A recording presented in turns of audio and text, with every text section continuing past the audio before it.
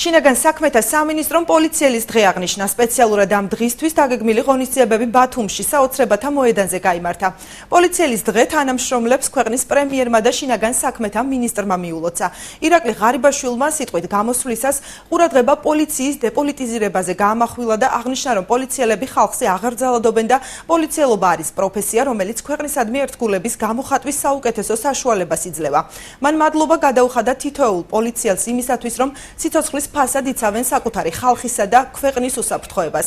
პოლიციის დღე საკუთარ თანამშრომლებს ალექსანდრე ჭიკაიძემაც მიულოცა.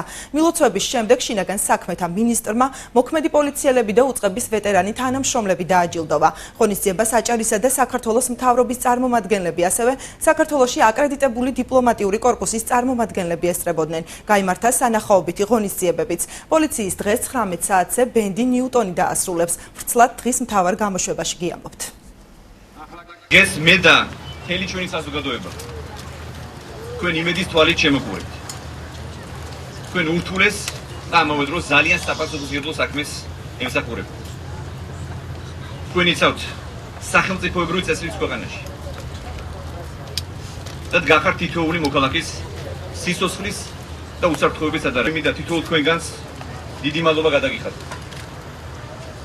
იმისაც რომ ერთგულად ემსახურებით თქვენ საქმეს და ჩვენს ქვეყანას.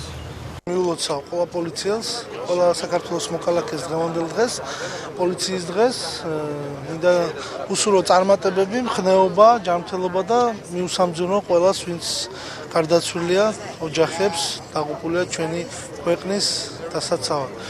შეეხება ჩვენს რეგიონს, ამ ეტაპზე სტაბილური ვითარებაა, ჩვენ ყოველთვის ვაკვირდებით მოვლენებს, სტატისტიკა არის შტამბეჭდავი, მინდა გითხრათ, დაახლოებით ბოლო კვარტლის მდგომარეობით გვაქვს 68% გახსნილობა, შემცირებულია წინა წლებთან შედარებით დანაშაულის რაოდენობა.